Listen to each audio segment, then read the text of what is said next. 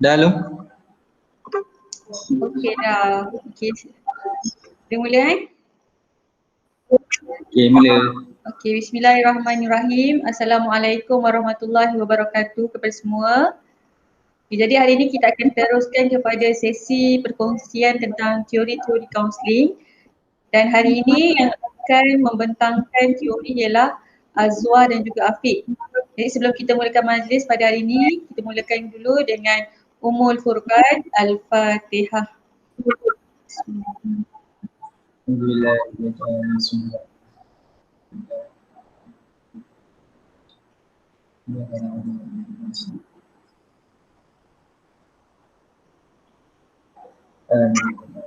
Amin.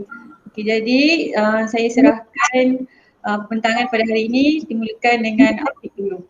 Ya, Afiq boleh mulakan. Ya, Assalamualaikum warahmatullahi wabarakatuh. Pada hari ini saya akan membentang satu teori yang orang kata teori yang terawal lah dalam kaunseling, iaitu teori psikoanalisis yang dipelopori oleh seorang tokoh yang ternama iaitu Sigmund Freud. Okay, ini adalah latar belakang Sigmund Freud. Sigmund Freud dilahirkan di Freiburg, Moravia yang sekarang ni dikenali sebagai Pekan Fribourg, Czechoslovakia. Nak sebut tu memang susah. Dia dilahirkan pada tarikh 6 Mei 1856 dan dia 39 pada usia 83 tahun. Selama hampir 80 tahun tu Freud telah tinggal di Vienna dan meninggalkan kota ketika Nazi menakluki Austria. Austria ni sebuah negara.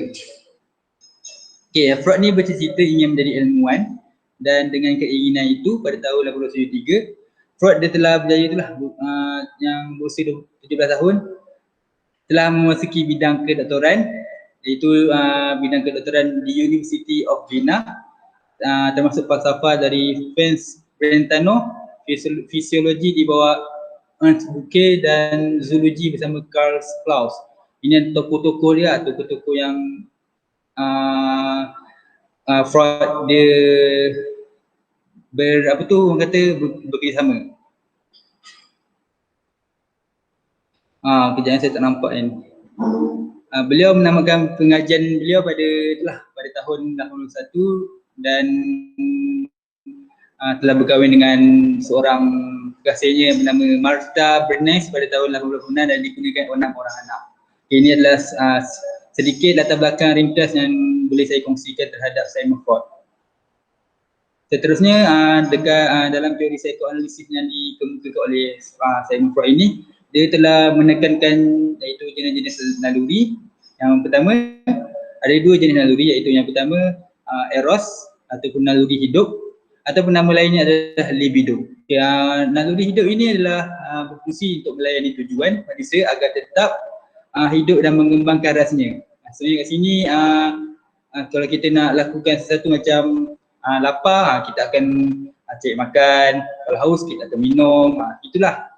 Kalau macam yang kedua ni, ianya dinamakan Thanatos. Satu naluri yang, dia bukan Thanos tau, Thanatos. Thanos tu cerita tu lain. Okay, Thanatos ni adalah naluri mati. Naluri mati ni merupakan dasar yang mendorongnya untuk bertingkah laku yang bersifat seorang individu. Tapi semua individu ada naluri ni. Dia akan bersifat aggression, kadang akan ada menyatakan perasaan nak bunuh diri atau cedera orang lain atau bertingkah laku agresif. Tak dengar?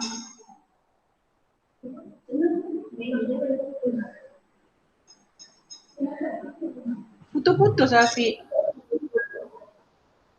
Putus-putus? Oh.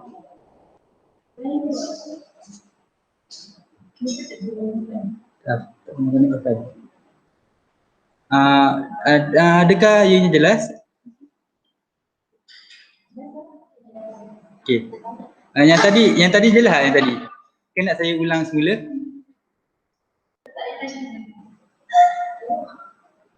Nak ulang semula ke macam mana?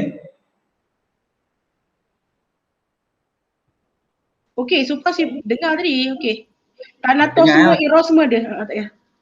ya Alhamdulillah. Dah baca tengok cerita apa dah? Movie ni apa tu? Tak nak tahu. Dah Okay, dah baca seterusnya cerita ni dah. Avenger dah rasanya nama dia. seterusnya Simon Freud ni ada menekankan teori topografi yang dalamnya merangkumi 3 perkara iaitu conscious, pre-conscious dan juga unconscious. Conscious ni adalah alam sedar di mana kita semua sebagai manusia akan mengalami alam sedar ini. Macam contoh alam sedar ni merupakan sebagai kecil jiwa manusia. Dia Simon Freud ni ada tetapkan ataupun kemukakan satu gambar raja yang berbentuk iceberg di mana iceberg tersebut bahagian atas adalah conscious, maknanya sedikit je consciousnya. Maknanya kat sini perasaan, pemikiran dan ingatan. Lepas tu alam prasedar iaitu pre-conscious. Pre-conscious ni mengandungi pengalaman yang berada di bawah sedar, tapi jika pengumpulan dilakukan secara bersungguh, ianya mampu diingat semula dan boleh menjadi sedar. Sini maknanya kalau macam contoh perkara tu kita macam di bawah alam sedar, tetapi bila kita memberi tumpuan dengan lebih bersungguh ataupun dengan lebih fokus, so dianya akan menjadi kepada alam sedar. Okay, seterusnya alam bawah sedar iaitu unconscious. Dekat dalam yang saya cakap tadi macam gambar raja iceberg tu, bawahnya unconscious ni dia merangkumi iceberg tersebut, maknanya dia merangkumi keseluruhan hampir keseluruhan iceberg. Di sini macam memori di mana individu tidak sedar akan kewujudannya. Maknanya ini keadaan mental ini di luar kesedaran seseorang. Dia meliputi semua perkara yang di luar kesedaran seseorang seperti semangat dan naluri individu tersebut. Maknanya kat sini dia tak sedar apa yang dia lakukan ataupun perkara-perkara yang macam memori-memori yang lepas, dia tak sedar. Okay. Menurut Freud juga, alam ini adalah punca motivasi individu. Dia boleh merupakan keinginan untuk melakukan sesuatu, idea untuk mencipta atau motif untuk berkarya. Maknanya kat sini dia bila macam dia dah kembali kepada alam sedar, then dia akan lagi bermotivasi untuk melakukan sesuatu perkara. Bila dia tak sedar, lepas tu dia tiba-tiba dia sedar, dia akan bermotivasi untuk melakukan sesuatu perkara. Okey, seterusnya Freud juga ada menekankan tentang teori struktural personality. Di sini ada 3 perkara yang ditekankan oleh Simon Freud, di mana id, ego dan superego.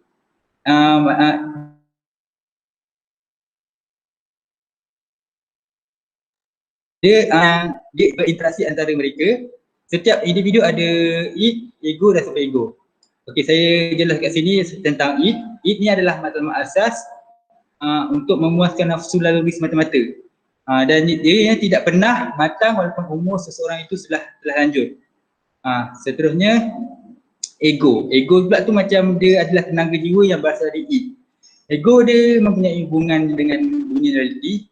Ego juga dapat menghasilkan pemikiran yang logik dan rasional untuk merancang serta melaksanakan segala tindakan bagi mengurangkan ketegangan dan kerisauan. Maknanya kat sini ego ni dia kalau dia ikut apa yang id nak, dia akan lebih kepada macam kata lebih tak capai macam mana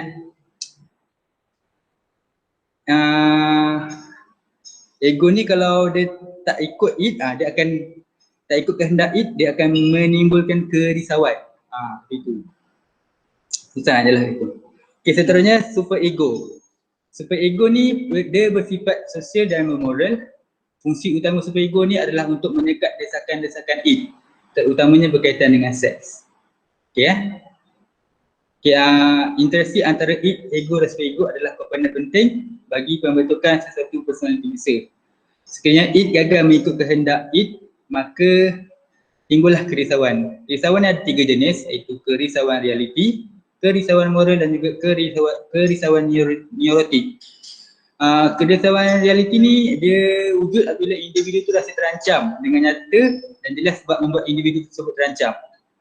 Manakala kerisauan moral ini berlaku disebabkan terasa daripada individu yang putus asa serta rasa bersalah dengan individu.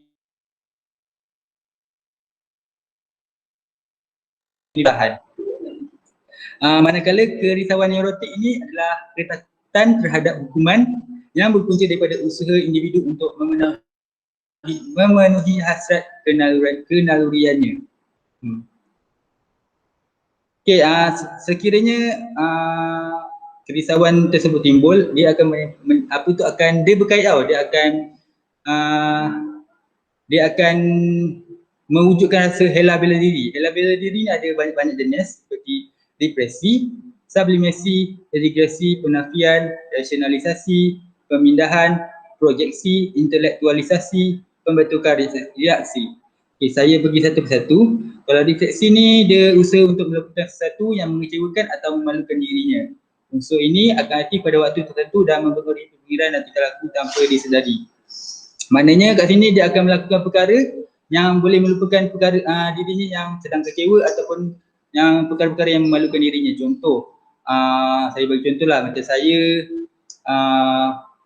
contoh macam mana contoh saya buat perkara yang memalukan diri saya, so saya akan melakukan hela bela diri dengan membuat perkara yang mungkin boleh melupakan ataupun melupakan perkara yang saya rasa memalukan diri saya. Susah nak buat. Okay, seterusnya sublimasi. Sublimasi ni dia menyalurkan perasaan kecewanya kepada bentuk atau saluran yang boleh diterima. Maknanya kat sini dia melakukan perkara yang dia rasa dia kecewa dengan memberi, orang kata memberi malu balas yang lebih baik, positif ataupun lebih baik. Di sini dia kembali kepada tingkah laku yang lama. Maknanya contoh kat sini, contoh dia dulu dah berhenti isap rokok, lepas tu bila ada macam stres ke apa, dia akan isap rokok balik. Gitulah. Penafian pula terjadi sekiranya individu tidak dapat menerima kenyataan. Dia akan denial apa yang orang rasa dia salah. Okay, rasionalisasi ini individu akan menipu bagi menutup kesalahannya. Individu akan mereka alasan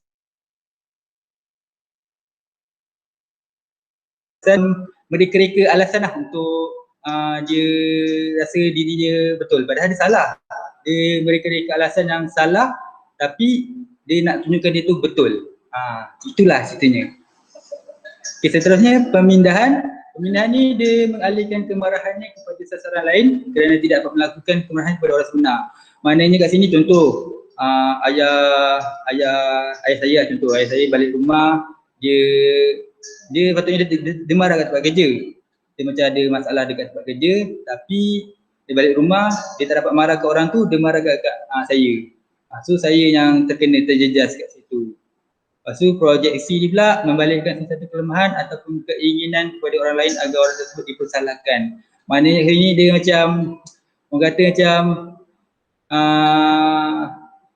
dia nak menunjukkan dia tak bersalah lah. Dia nak tunjuk kelemahan dia, lepas tu dia nak membalikkan kesalahan dia kepada orang lain. Contoh saya buat salah, lepas tu saya akan balikkan kesalahan saya dekat Azwa ke Aiza ke, untuk menampakkan diri saya tak salah, dia orang yang salah sebenarnya.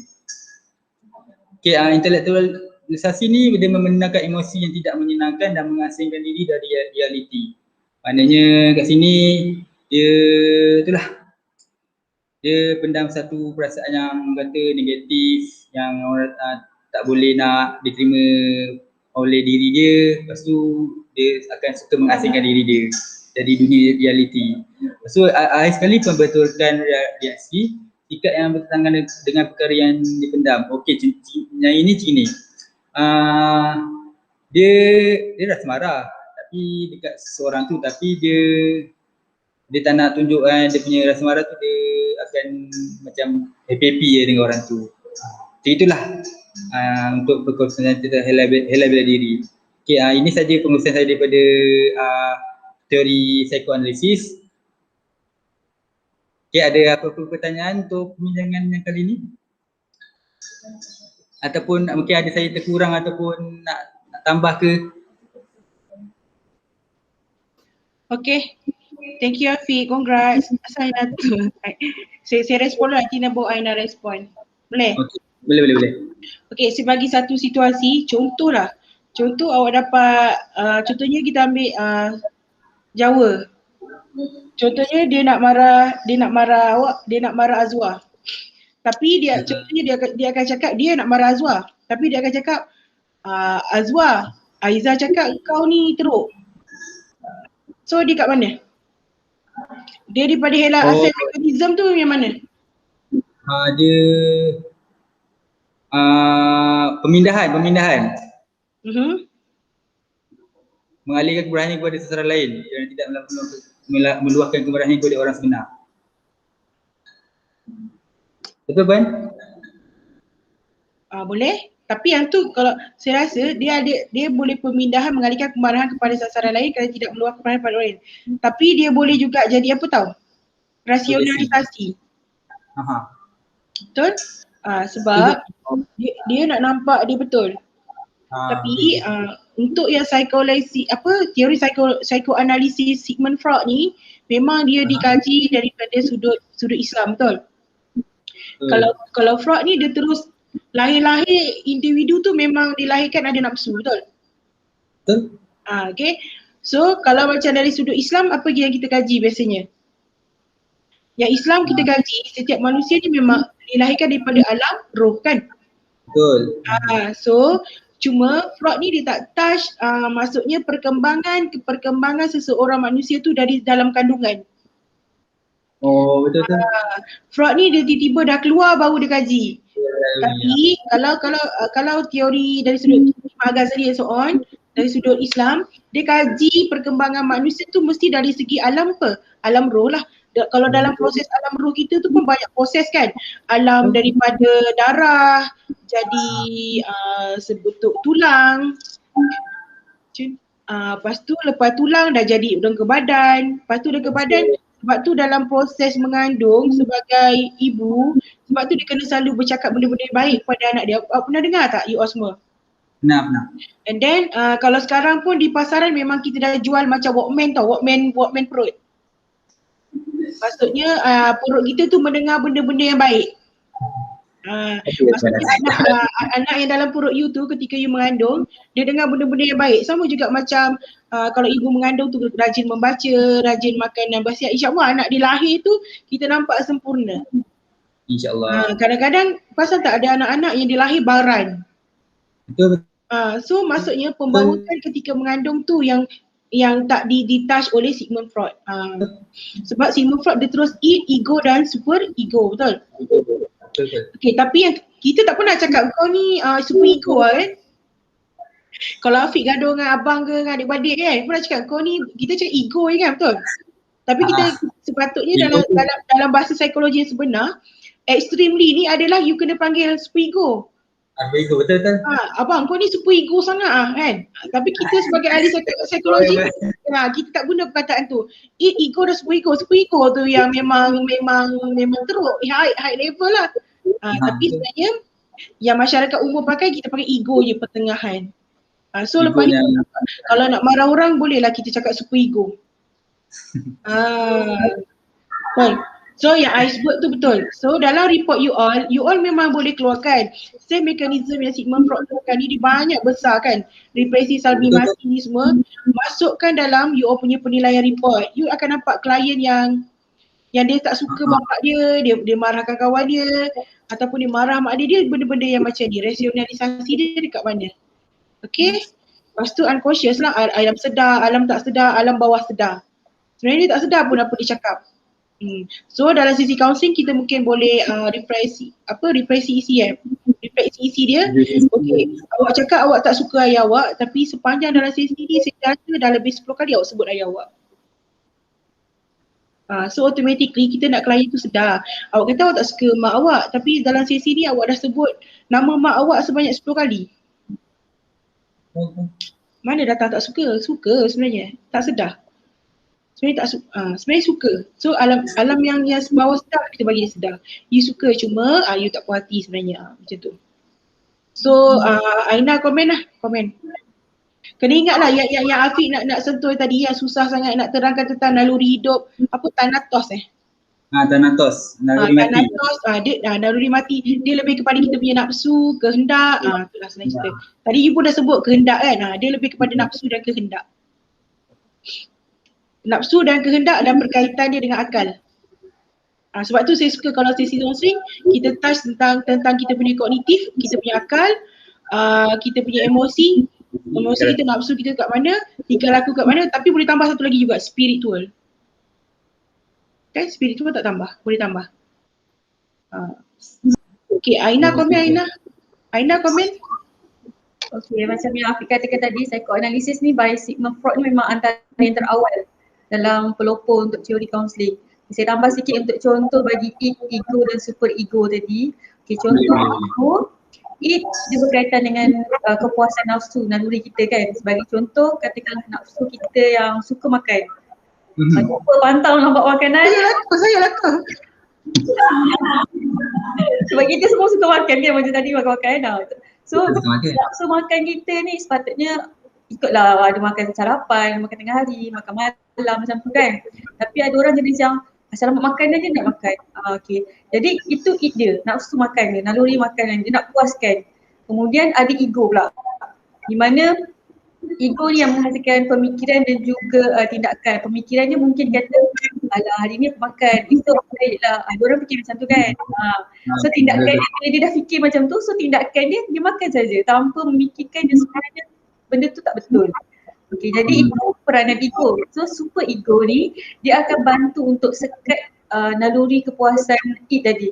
Dia akan sekat kemahuan kita nak makan tu. Contohnya dia kata, okay, betul ke aku nak diet esok? Mungkin macam tu kan. So benda tu yang akan menggerakkan dia untuk okay, tak jadilah nak makan banyak hari ni, macam tu. So antara ego dan super ego tu memang dia saling berkait. Itu dalam teori psychoanalysis lah, dia punya stand tu dalam psychoanalysis macam tu. Ego super ego tu adalah satu yang penting dan juga penting lah dalam teori psychoanalysis ni. Okay, itu antara contoh lah, contoh yang kita boleh apply kat diri kita yang kita nampak lah untuk makan kan. Okay, jadi terima kasih banyak pada Afiq sebab sudah berkongsi sedikit tentang teori psychoanalysis. Okay, seterusnya kita beralih kepada Azwa, boleh? Okay, saya habiskan Kaljang sebab Afiq ada satu lagi Kaljang Aina. Afiq nak teruskan ke nak gila-gila? Boleh teruskan. Okey, Afiq teruskan. Boleh? Kaljang. Satu lagi untuk yang kedua kita teruskan kepada Afiq. Okay. Ya, satu lagi saya nak tambah dekat self mechanism tu dalam diri. Teori Gesok pun ada juga tekan. Boleh terangkan.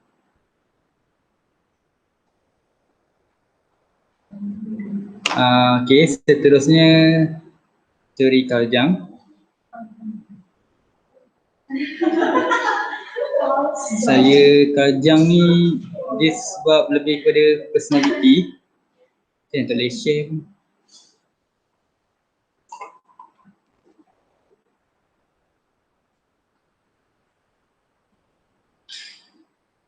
Dengar?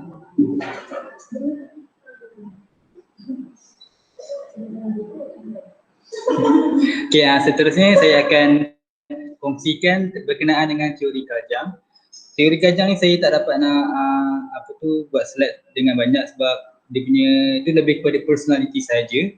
Okay, sebelum tu saya terlebih dahulu saya memperkenalkan serba sedikit tentang latar belakang Kaljang. Nama sebenarnya adalah Kaljang, nama sebenarnya adalah Carl Gustav Jung ataupun saya sebut Carl Gustav Jung, tapi tak tahu kalau ada orang sebut Carl Gustav Jung ke ataupun Carl Gustav Jung ke. So saya sebut Carl Gustav Jung. Dia dilahirkan di Switzerland pada tahun 1875. Dia lahir daripada keluarga Padri Protestan. Dia mempelajari bidang perubatan di University of Basel. Lepas tu dia ni merupakan pensyarah di University Zurich. Dia untuk sekian lama dia adalah salah seorang murid utama Freud. Maknanya Freud tu adalah seorang idola dia. Dia pernah mengidolakan Sigmund Freud. Dia juga pernah menemani Freud ke Amerika Syarikat pada tahun 1909 dan meninggal dunia pada tahun 1961 di Zurich, Switzerland. Okay, seterusnya ini disebabkan Karjang ni menekankan ataupun teori dia lebih tekankan terhadap struktur personality. Ini adalah antara struktur personality yang ditekankan oleh Karjang, iaitu yang pertama ego, alam tidak sedar pribadi, alam tidak sedar himpunan, persona, topeng, anima dan animus, bayangan, sikap, iaitu introversi dan introversi. Okay, personality adalah segala peristiwa yang mengandungi pelbagai sistem yang berbeza, tetapi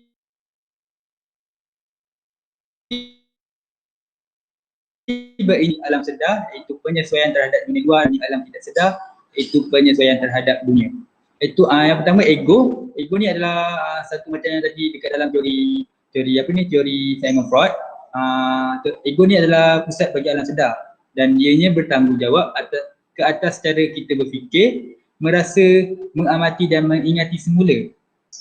Ini secara tidak langsung memberi rasa kesinambungan dan identiti serta menjadi asas cara kita mengamati dunia dan diri sendiri. Maknanya kat sini ego ni lah yang mewujudkan kita punya personality kita. Sama ada kita nak menerima dunia ni macam mana, nak introvert ataupun extrovert, itulah. So alam tidak sedar pribadi ni dia banyak pengalaman dalam kehidupan. Maknanya kat sini dia lebih kepada unconscious dan dia merupakan pengalaman kisah-kisah lepas dalam kehidupan, di mana pengalaman itu mempunyai persamaan dan akan dihimpunkan bersama dan menjadi bertambah susah atau kompleks. Contoh ini himpunan perasaan, persepsi-persepsi ataupun kenangan-kenangan. Macam contoh tentang kita punya perasaan kita yang dulu-dulu, persepsi-persepsi atau kenangan-kenangan kita akan membentuk kita punya personality kita. Lepas tu di antara kompleks masalah yang timbul atau terkumpul, semua masalah ni akan ditekan atau direpresikan atau diluahkan ke alam tidak sedar sehingga mengganggu kehidupan individu kerana masalah tersebut. Kerana masalah tersebut dia akan muncul ke alam sedar. Kat sini saya tak dapat nak terangkan dengan lebih jelas sebab saya pun kurang memahami sikit alam tidak sedar peribadi ni. Yang ni bahagian yang semua masalah ini akan ditekankan atau direpresikan ke alam tidak sedar. Lepas tu alam tidak sedar himpunan. Dia pengalaman yang berkisah ataupun ianya bersifat suku bangsa, keturunan dan mitos. Ianya juga diwarisi sejak zaman berzaman. Pengalaman ini melalui proses evolusi sejak zaman berzaman dan manusia memendam warisan itu ke dalam lubuk alam tidak sedar individu. Maknanya dia tak sedar lah yang perkara tu dia just ikut adat orang kata. Dia tak tahu benda tu macam betul ke tak betul lah. Dia just follow the flow je. Itu bertingkah laku. Contoh keturunan gambar tidak boleh makan rebung bulu, nanti sakit, umur tidak panjang, mati. Sebenarnya tidak. Tak ada kena dengan keturunan raja ke apa ke. Kalau saya salah, tolong betulkan. Okay, seterusnya persona ataupun topeng muka. Persona ni dia ada dua personality, iaitu pribadi dan sosial. Topeng yang dipakai bagi mencerminkan personality dan mengikut kehendak dan norma masyarakat. Maknanya kat sini bila orang tu merupakan seorang yang macam contoh gangster. So dia hadir dalam satu komuniti ataupun masyarakat yang orang kata baik ataupun muslim, dia akan memakai topeng yang menunjukkan dia tu baik. So dia mengikutlah situasi masyarakat tersebut. So seseorang boleh memainkan semua peranan bagi memenuhi semua kehendak masyarakat, tapi kadang-kadang gagal memenuhi keperluan sendiri. Maknanya kat sini dia boleh penuhi kemahuan masyarakat, tapi kemahuan dia sendiri dia tak dapat nak penuhi. So ini dia akan timbul lah konflik ataupun masalah personality. Sangkut Okay. So bila dia gagal makan topeng sebenar, seorang itu akan kehilangan erti atau makna dalam hidupnya. Maknanya bila dia tak jadi diri dia sebenar, dia akan tak dapat capai apa kepuasan dalam hidup dia yang dia nak. Begitulah. Okey, seterusnya anima dan anima ni lelaki yang mempunyai ciri-ciri keperempuanan. Okay, dengan ada ciri-ciri ini di dalam diri lelaki, dia dapat memahami orang perempuan. Contohlah waktu dia kecil, dia selalu macam tengok mak dia make up. So dia macam dia macam menjiwai ataupun mengikut tingkah laku mak dia tersebut, dan dia pun mempunyai ciri-ciri seorang perempuan. Begitulah. So animus ni dia lebih kepada macam perempuan yang mempunyai ciri-ciri kelakian. Dia dapat memahami orang lelaki, dan anima dan animus ni penting bagi lelaki dan perempuan. Okey, seterusnya bayangan ataupun orang kata shadow, archetype yang jauh terpendam dalam lubuk alam tidak sedar kolektif, iaitu himpunan, mempunyai dua sifat utama. Di dalamnya terdapat ciri-ciri primitif dan kebinatangan yang ingin kita nafikan. Okey, secara umumnya lah kat sini, shadow ni apa yang kita tak sedar, perkara yang kita macam kita nak cakap, susah nak jelaskan. Apa yang kita tak sedar. Azhar boleh tolong Azhar untuk jelaskan tentang shadow ni, sebab saya agak orang kata macam bela kat sini. Apa yang saya faham tentang, slow tak? Slow? Mana? Tak. Slow sangat suaranya. Tak dengar.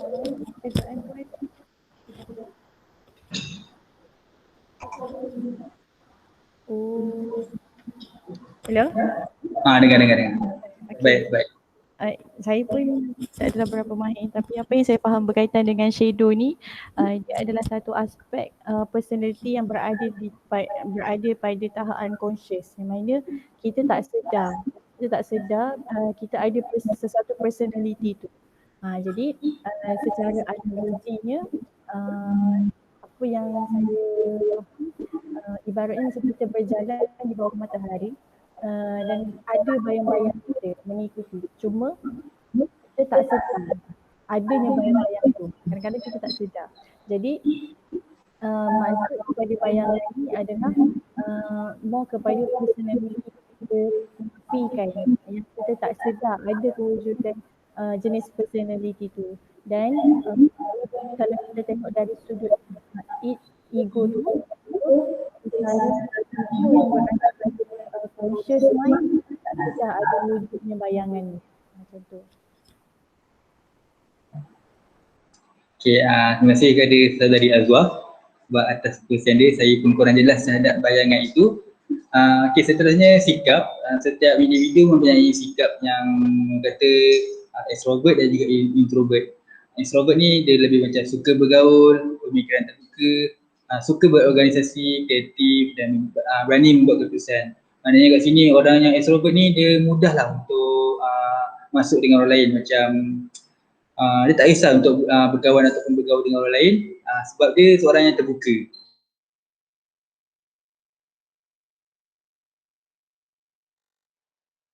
Macam mempunyai masalah hubungan yang baik dengan orang lain. Dan seterusnya introvert ni dia pendiam, pemalu, suka menyimpan rasa, suka bersendirian, suka fikirkan hal-hal peribadi. Orang yang introvert ni inilah jenis-jenis dia punya sikap dia, iaitu macam pendiam, malu. Dan orang yang introvert ni dia kadang dia akan melakukan perkara dengan apa yang dia rasa selesa, ataupun nak bergaul dengan orang-orang yang dia rasa macam dia selesa untuk bergaul. Itulah saja perkongsian saya berkenaan dengan teori Carl Jung. Sekian, terima kasih. Kalau ada tambahan Zain boleh lah. Okay, thank you Afiq. Afiq, kalau split personality jatuh kat mana? Split personality? Dekat anima animus. Anima animus ke dekat persona? Persona kot. Split personality itu persona. Dia jatuh kat persona. Sebab topeng yang dipakai bagi mencerminkan personality mengikut kehendak dan norma masyarakat. Maksudnya mungkin contohnya dia split personality lah kan. Contohnya dia boleh jadi lelaki, boleh jadi perempuan mungkin. Sebab tu kita akan dapat gay, lesbian and so on tu. Efek daripada awal, contohnya kita teroka kanak-kanak dia kat mana kat sini. Kan proses selain kita guna teori ni lah, teori yang lain, tapi ni antara teori yang boleh digunakan pakai split personality. Okay, kalau homoseksual?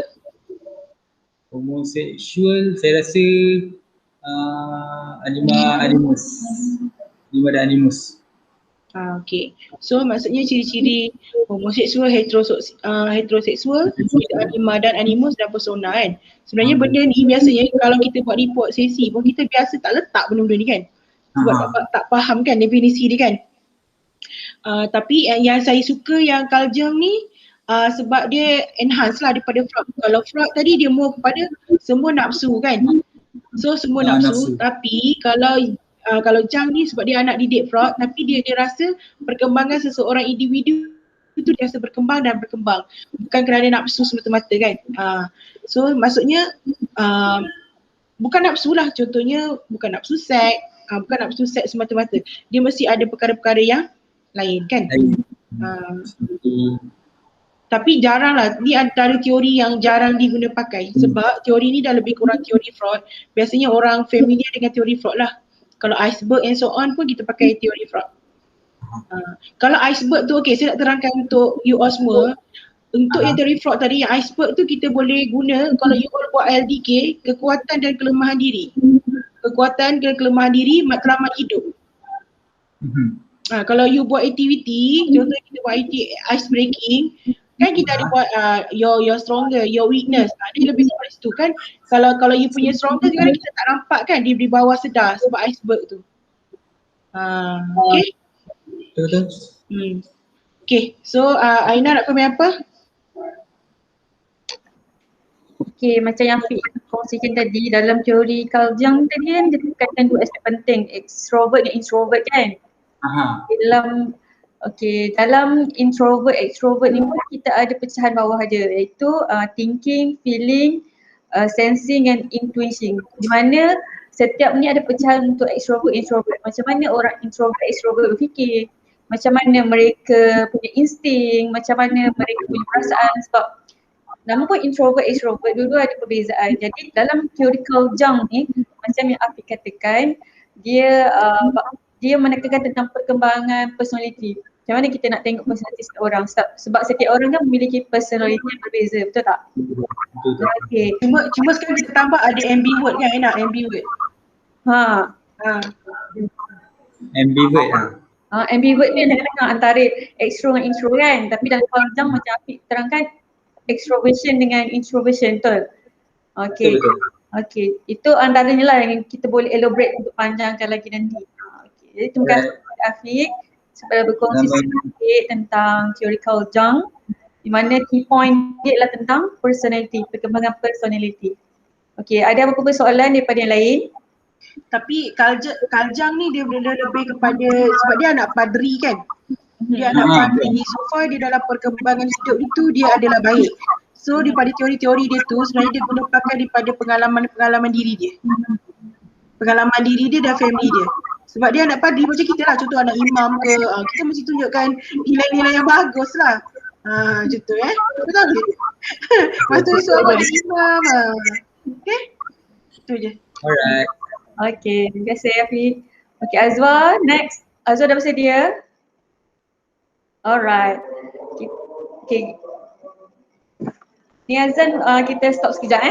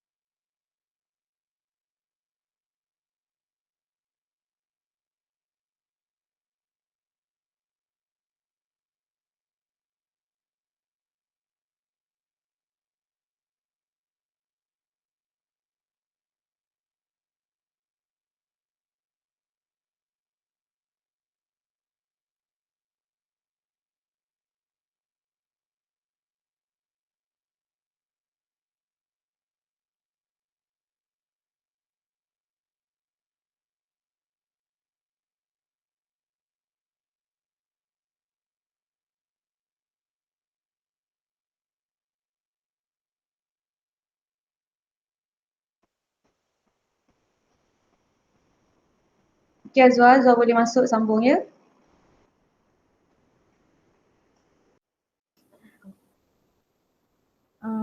Boleh dengar tak suara saya? Aduh. Okey. Bismillahirrahmanirrahim.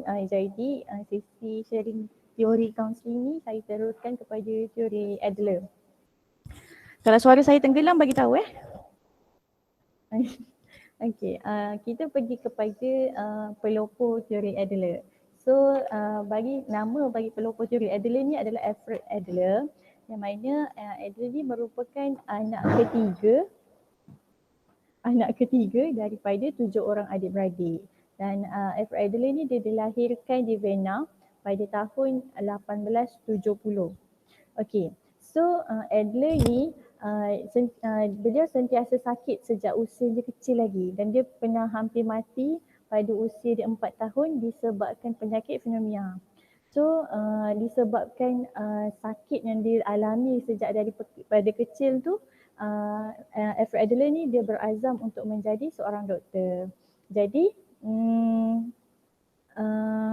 Alfred Adler ni juga dia telah mengatasi perasaan rendah dirinya sebab berpenyakit sejak dari kecil. So masa dia kecil sebab dia sakit, dia ada perasaan rendah diri dan sebagainya. Jadi teori Adler ni ada meneroka berkaitan dengan aspek rendah diri ni. So Alfred Adler dia memang lahir daripada keluarga yang miskin, tapi Alfred Adler sendiri telah berusaha keras untuk capai apa yang dia nak. So apa yang dia nak ni adalah dia nak jadi doktor macam saya maklum tadi. Dan akhirnya beliau berjaya menyambung pelajaran dalam bidang perubatan dengan pengkhususan dalam bidang neurologi dan psikiatri. Okey, Adler ni dia tidak bersetuju kepada penekanan yang keterlaluan oleh Freud terhadap naluri dan juga dorongan biologi dalam menentukan personaliti seseorang. So maksudnya kat sini dia tak setuju dengan Freud yang terlalu memfokuskan kepada nafsu yang ada melibatkan jantina dan sebagainya. So disebabkan dia tidak bersetuju dengan pandangan daripada Freud, dia telah membina sendiri teorinya. So terhasillah teori Adler. Okay, next. Ini adalah konsep utama yang diketengahkan oleh diketengahkan oleh Alfred Adler. So dia kata manusia ni merupakan makhluk sosial yang didorong oleh keinginan untuk bergaul dan bermesra. Okay, maksudnya individu macam kita sebenarnya suka bersosial dengan orang lain, suka berhubungan dengan orang lain.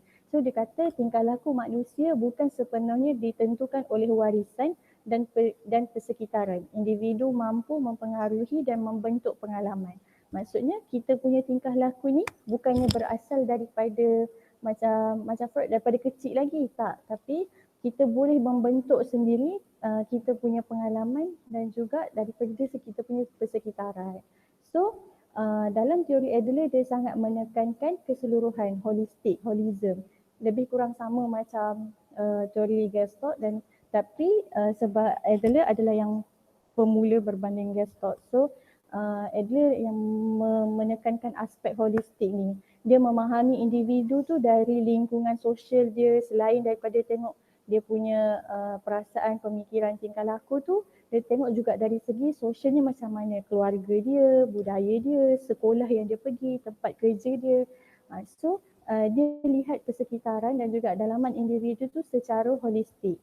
And then Alfred Adler kata individu ni ada gaya hidup atau minat bermasyarakat bermula. Afi kena balik ke Fi ambil mak?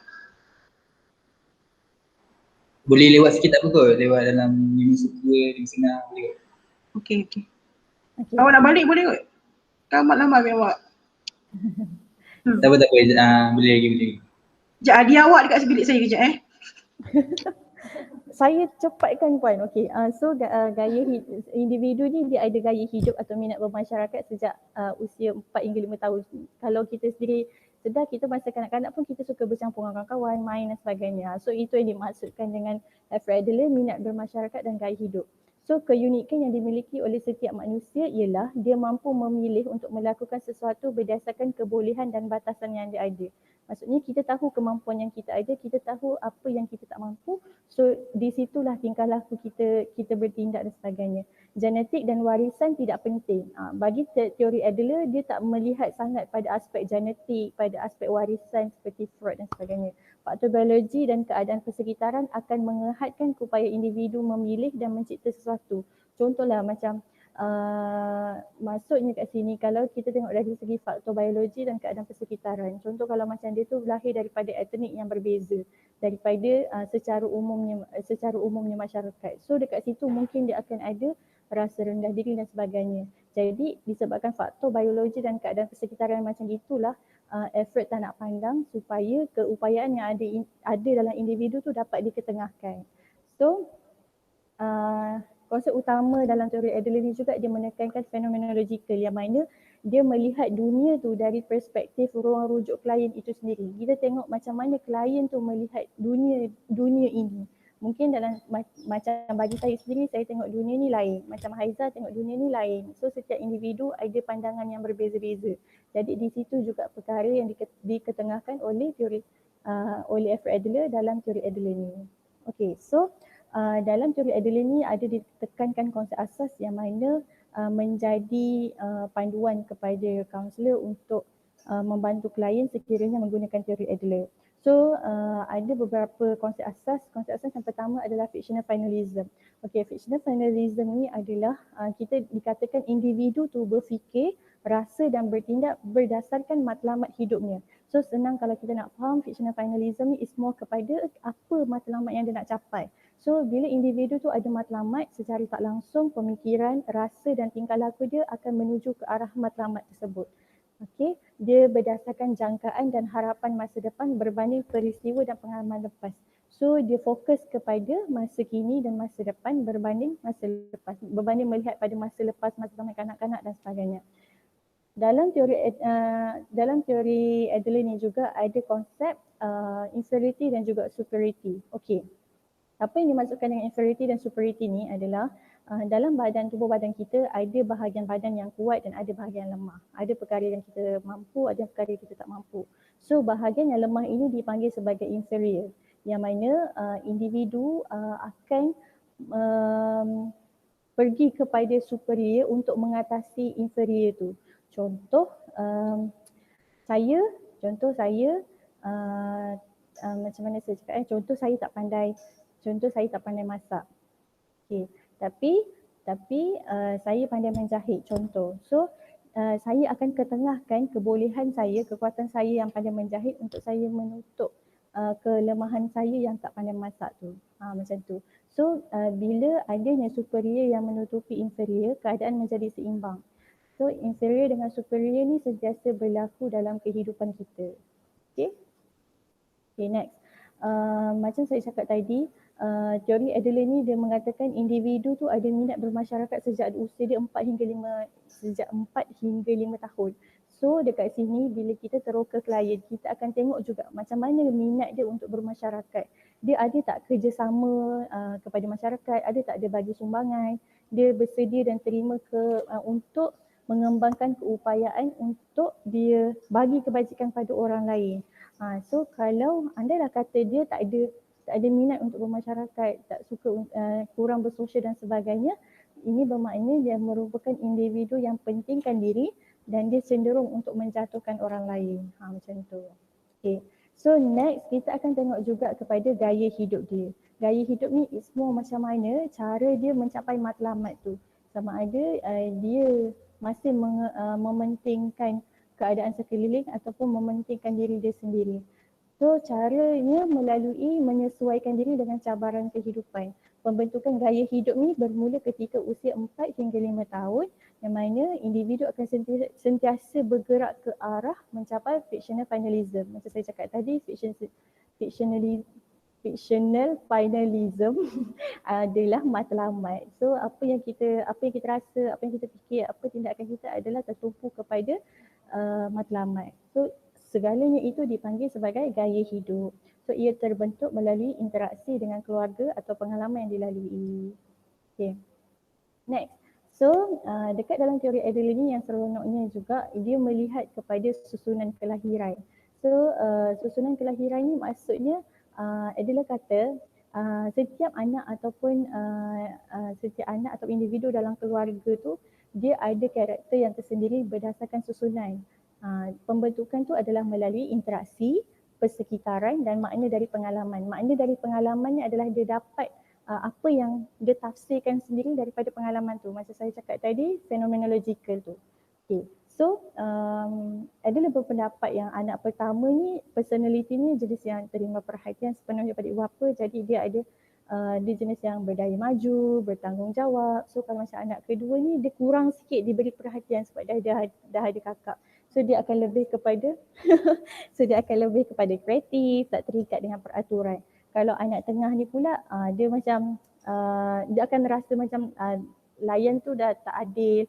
So dia pandai macam mana untuk berunding untuk dapatkan apa yang dia nak.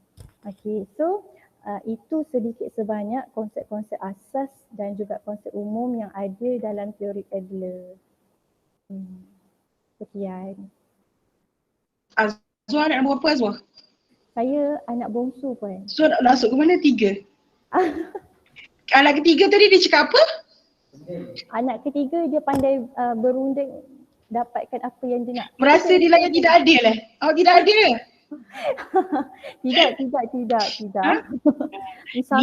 Ni mungkin sometimes dia ada persamaan, sometimes tak ada lah kan. Sebab bagi saya faktor didikan keluarga tu yang penting. So you all esok ada anak, saya suka tekankan kalau ada anak sulung tu bukanlah dia kena jadi ibu bapa untuk didik adik-adik dia yang lain. Sebab kita dah terbiasa kalau anak sulung tu kau kena buat semua benda ni kan. Anak sulung kena buat, tak boleh kalau kata kena kemas rumah, semua anak kena kemas rumah. Bukan isu anak sulung je.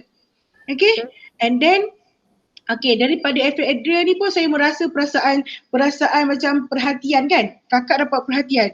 Perasan tak kalau kita adik-beradik yang ramai ni, saya adik-beradik sikit pun tiga orang pun tapi kadang-kadang yang kelakar tu, baju kakak tu kena waris. Menyampah betul. Siapa ada pengalaman macam tu? Macam Afiq kena pakai baju adik-beradik lain. Sharing lah ni, baju abang muat lagi ni. Kan? Ada tak? You ada perasaan macam tu tak? Ada. Macam saya adik-adik saya pakai baju adik saya. Adik awak lah yang merasa tidak adil tu nanti sebenarnya. So perasaan-perasaan tu lah sebenarnya kita tak nak ada dekat anak-anak kita. So kalau boleh sama adik dapat yang baru pun semua. Okay. Kalau contohnya saya akan beli benda yang sama dua lah. Tak kisah saya siapa. Kalau tak muat, sedangkan baju kakak tu adik ada muat, saya tak bagi orang lah. Ataupun saya dah buang dah. Sebab saya rasa biar adil. Sebab dia sama je, dia tak boleh pakai lebih-lebih. Contohnya konsep sekolah ke sebenarnya boleh. Tapi kalau mampu lah, kalau tak mampu boleh je turun-turunkan benda-benda. Tapi saya nak tekankan, kalau tadi dia berkait kan, pasal tak? Sigmund Freud, Carl Jung dengan efek Adler dia berkait. Tapi kalau Sigmund Freud dia lebih kepada apa? Oedipus. Oedipus kompleks kan? O-E-D-I-P-U-S. Oedipus kompleks. Maksudnya more kepada perasaan nafsu dia, betul? Betul? Okay, kalau yang Azwar present tadi, yang efek Adler lebih kepada superiority complex, inferiority complex dalam mind. So dia punya feeling, belief system, perasaan. So yang macam awak terang-terangkan tadi fiction, inferiority. Tapi okay, dari segi contoh klien, you akan nampak klien yang apa? Inferiority complex, dia akan jadi ke arah superiority complex. Awak perasan tak ada klien macam tu? Ada klien yang dia rasa dia betul je dan orang lain salah.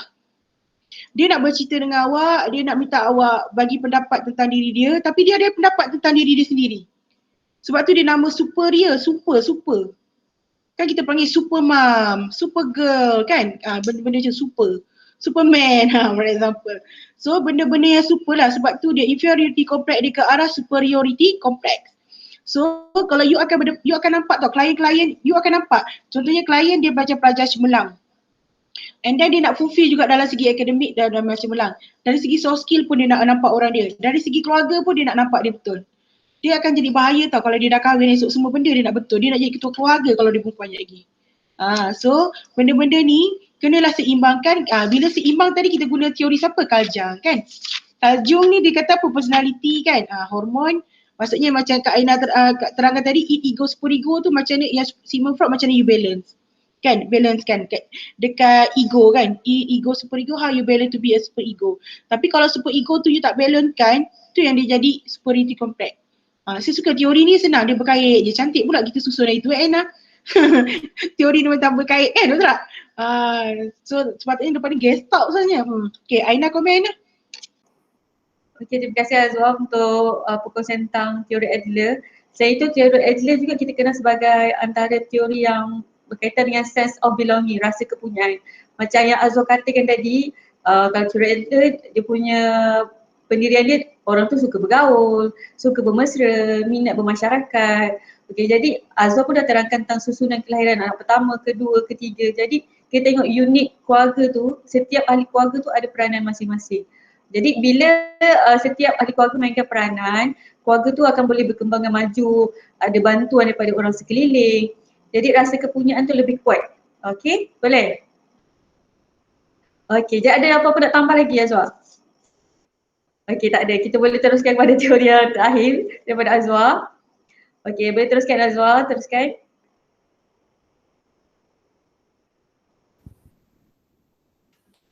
Okey. Hello? Boleh dengar tak? Boleh dengar tak? Okey. Teori yang seterusnya adalah terapi existential. Okay, kat sini secara jujurnya sebab saya memang sangat jarang untuk aplikasikan terapi existential ni. Jadi sekiranya kalau ada kesalahan dari segi penerangan ataupun penjelasan ataupun sharing, saya mengharapkan Puan Su dan juga Kak Aina untuk membetulkan saya. Okey. Perkara pertama, kita tengok dulu dia punya pelopor terapi existential ni. Okey, so pelopornya ada dua orang. Yang pertama adalah Viktor Emil Frank dan yang kedua adalah Rollo Risme. Kalau Viktor ni lahir pada 26 Mac 1905, Rollo lahir pada 21 April 1909. Okey, so kalau Viktor ni sendiri dia merupakan pakar neurologi, ahli falsafah, pengarang dan pengasas logoterapi, sekolah psikoterapi yang menggambarkan pencarian makna hidup sebagai pusat motivasi manusia. Itu Viktor. Tapi kalau Rollo pula, Rollo ni adalah seorang ahli psikologi existential Amerika dan pengarang buku berpengaruh Love and Will pada tahun 1969. Dan Rollo ni sering dikaitkan dengan psikologi humanistik dan falsafah existential. Kalau saya boleh sentuh sikit, psikologi humanistik ni kalau disebut kepada humanistik, maksudnya dia percaya, dia ada pandangan yang mana manusia ni boleh berkembang sendiri, manusia itu baik, macam tu. Okay. Jadi secara ringkasnya, Viktor dan Rollo ni adalah individu yang merupakan ahli psikoterapi ataupun psikologi dan adalah pengarang. Pengarang dan pengarang lah, kalau saya dapat highlight kat situ ada pengarang. Okay, next. Ringkas je terapi existential ni. Dapat tak tekan? Okay, so latar belakang teori secara umumnya teori terapi existential ni, kenapa dia lari? Okay, secara umumnya terapi existential ni dia more kepada pencarian makna hidup. So individu yang berhadapan dengan krisis perkembangan ataupun pengalaman kesedihan dan kehilangan ataupun menghadapi kematian, perlu membuat keputusan yang besar dalam hidup ataupun terasing daripada harapan masyarakat ataupun dia dalam usaha sedang mencari makna dalam hidup dia. So kedua orang pelopor ni mengatakan terapi existential adalah sesuai untuk individu yang mengalami keadaan sedemikian. Sebab itu secara umumnya latar belakang terapi existential ni muncul sebab dia menolak pandangan deterministik dari sifat manusia yang diamalkan oleh psikoanalisis ortodoks dan behavioralisme radikal. So psikoanalisis ortodoks ni, kalau kita faham, psikoanalisis adalah daripada Freud. Okay, so dia menolak daripada psikoanalisis dan juga behavioralisme ni. So konsep dasar dia, apa yang dia pandang tentang manusia ni, dia tekankan bahawa dia tekankan kepada individu untuk memahami apa ertinya menjadi manusia existential. So existential ni secara umumnya Secara dasar dia existential adalah kewujudan. Apa tujuannya, apa ertinya dia dijadikan, macam tu. So ia akan menjadi seseorang itu menyiratkan bahawa kita menemukan dan membuat rasa keberadaan. So terapi existential ni dia akan menjadikan individu tu faham apa tujuan dia berada di sini. Dia akan rasa macam oh diri dia ni wujud, dia berada dekat dalam kalangan manusia yang lain dan sebagainya. Macam tu. Dan teori terapi existential ni dia ada 6 proposisi bagi keadaan manusia, bagi menjelaskan keadaan manusia. So yang pertama adalah kapasiti kesedaran diri. Yang ini ilmu kepada awareness lah. Dia kata kat sini semakin besar kapasiti kesedaran diri, semakin besar kemungkinan kebebasan. Contohnya kita mempunyai potensi untuk mengambil tindakan atau tidak mengambil tindakan. Okey, kita aware yang mana bila kita sedar tentang diri kita, kemampuan diri kita, so semakin besar juga kemungkinan kebebasan yang kita ada. Kebebasan dari segi apa? Membuat keputusan, membuat tindakan, menentukan hala tuju, menentukan matlamat. So pentingnya kapasiti kesedaran diri ni adalah untuk kita boleh menentukan, kita tahu kita ada pilihan apa yang boleh kita buat, apa yang tak mampu kita buat. Dan kita pergi pada proposisi 2 yang mana is more kepada kebebasan dan tanggungjawab. Dia sebenarnya sangat berkait lah dengan keenam proposisi ni. So untuk yang kedua dia kata kebebasan bermakna kita bertanggungjawab terhadap hidup kita, tindakan kita dan kegagalan kita mengambil tindakan. So kat sini dia sangat-sangat menekankan kepada individu tu sendiri. Dia nak individu tu faham bahawa apa segala tindakan yang kita buat, apa segala yang berlaku dalam hidup kita, kegagalan kita adalah atas tanggungjawab diri kita sendiri. Sebab macam yang pertama tadi, bila kita dah ada kesedaran, kita bebas untuk menentukan sesuatu. So bila kita dah menentukan sesuatu, tanggungjawab kita untuk untuk mengendalikan perkara itu dengan lebih baik. Sama ada kita terima ataupun tidak, itu adalah tanggungjawab kita. Dan yang ketiga adalah berjuang untuk identiti dan hubungan dengan orang lain. So individu ni, manusia ni dia sentiasa berjuang untuk mengekalkan satu identiti dan berhubungan dengan orang lain. So dia kena ada keberanian, macam mana dia nak berjuang melalui identiti dia dan berhubungan dengan orang lain melalui keberanian yang ada dalam diri dia. So dia kena semak balik keberanian dia tahap mana. Dia boleh bercampur dengan kelompok yang besar ataupun kelompok yang kecil sahaja. Dan yang kedua, pengalaman bersendirian. Dia punya pengalaman dia dalam bersendiri, tak ada bantuan orang lain, dia boleh survive ataupun tidak, macam tu. And then pengalaman hubungan atau perkaitan, ini melibatkan hubungan dia dengan orang lain. Kalau macam tadi mungkin pengalaman dia dalam bersendirian, pergi negeri orang kena survive sendiri. Tapi pengalaman perhubungan atau perkaitan ni semua kepada macam mana dia dengan masyarakat, boleh tak berhubungan, identiti dia dengan masyarakat macam mana. And then yang keempat adalah berjuang bagi identiti kita. So setiap individu dia akan menekankan identiti dia tersendiri. Dia mungkin macam orang yang kenal saya, mungkin dia cakap saya peramah dan sebagainya. So mungkin adalah satu identiti yang khusus yang akan kita perjuangkan untuk kita tunjukkan kepada orang lain. Okay, itu adalah proposisi yang ketiga. Proposisi yang keempat adalah pencarian makna. Bila kita dah ada kesedaran diri, kita dah tahu tanggungjawab kita dan identiti tu ada, so kita akan cari makna di sebalik itu. So nilai dia akan ada masalah membuang nilai yang lama. Contoh macam kalau sebelum ni daripada kita kecil sampailah ke besar, kita selalu ada nilai yang contohnya perlu rasa rendah diri. Kalau rasa rendah diri bila ada orang lain yang lebih cantik daripada kita. So nilai tu kita dah bawa daripada kita kecil. So dia akan jadi masalah bila kita nak membuang nilai lama tu. Sebab dah jadi macam habit kan. And then tiada makna atau tidak bererti. Yang ini kita akan check balik. Apa makna-makna yang ada dalam hidup kita, sebenarnya dia tidak memberi erti pun kepada kehidupan kita.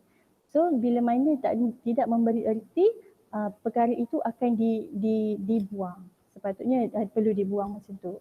And then dia akan ajar untuk kita membina makna baru. Membina makna baru ni adalah yang lebih berbentuk positif. Daripada nilai lama, nilai yang tak ada makna, so kita buang dan kita bina nilai yang baru, makna yang baru macam tu. And then proposisi yang kelima adalah kebimbangan sebagai kondisi hidup. Yang ini is more kepada anxiety. So kita akan check apa kebimbangan yang ada dalam, kebimbangan yang wujud dalam diri kita. Kebimbangan ni sentiasa berlaku dalam kita punya life obstacle. Kebimbangan pasti akan berlaku. Cuma kita kena pastikan sama ada kebimbangan itu adalah berbentuk normal ataupun kebimbangan berbentuk neurotik. Sebab kalau neurotik maksudnya itu neurotik ni kalau saya faham is more kepada mental health punya isu. Kalau kebimbangan yang normal maksudnya dia akan jadi pendorong kepada diri kita untuk berkembang yang lebih positif. So kena check sama ada kebimbangan ini kebimbangan yang normal ataupun kebimbangan yang neurotik, sebab ia adalah dia adalah salah satu pengaruh yang menentukan kondisi hidup kita, keadaan hidup kita macam mana. Kita boleh hidup secara normal ataupun kita akan jadi individu yang ada masalah mental. Macam tu. Proposisi yang keenam adalah kesedaran terhadap kematian dan ketidakberadaan.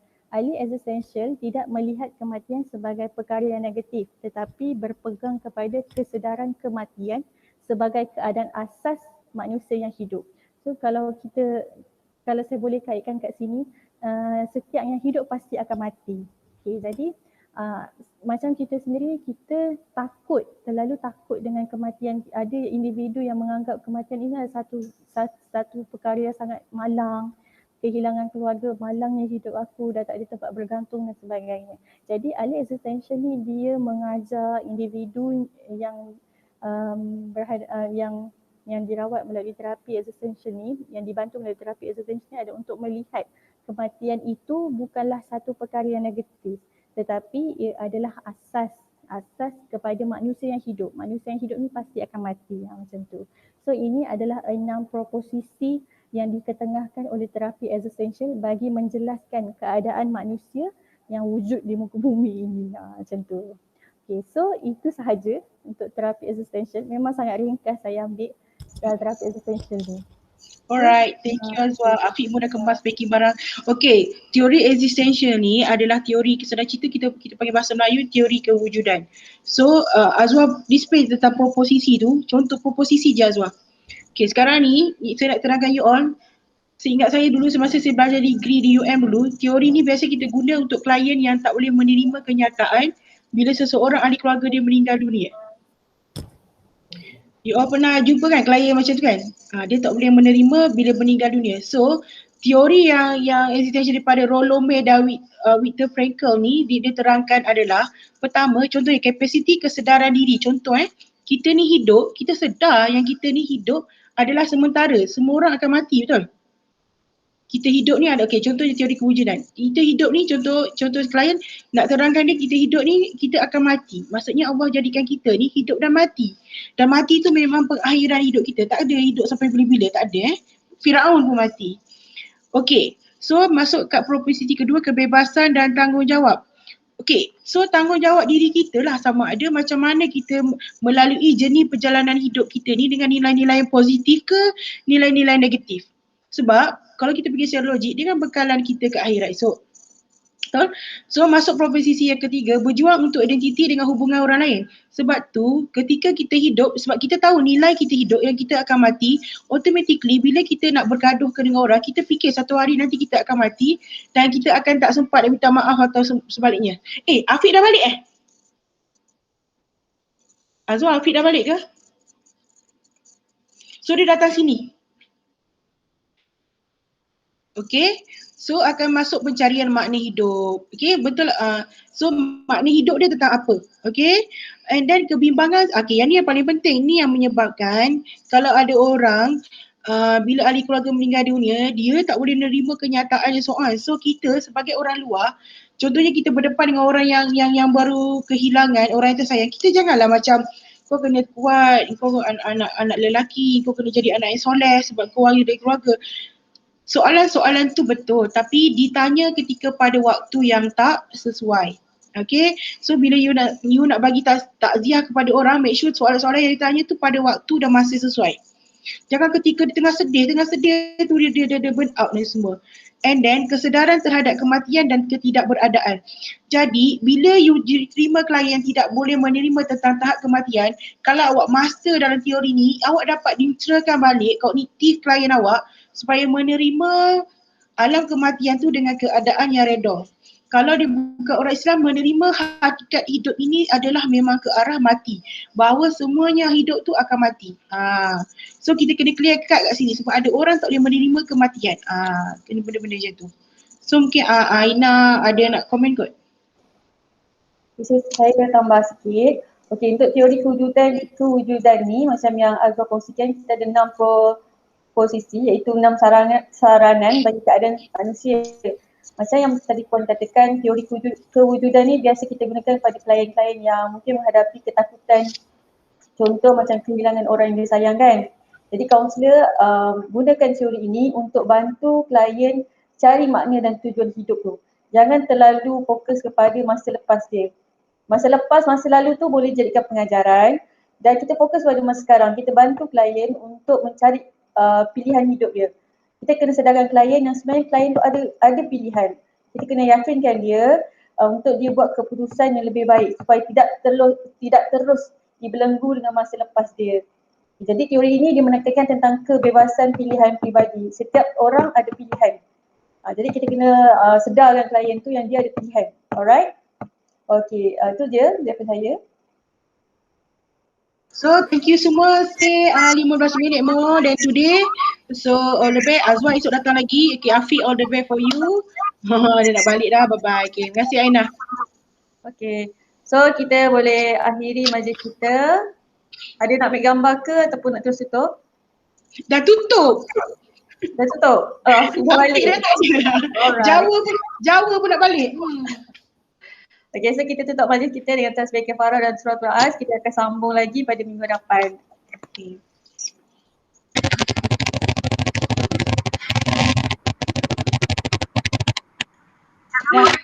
Bye. Okay, kita akhir. Kita akhir. Okay. Terus start. Haizah, macam mana ni? Haizah.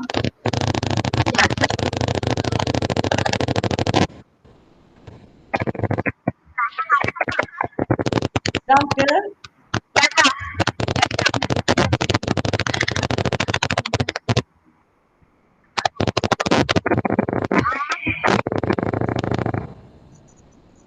Dah. Saya. Ya Allah.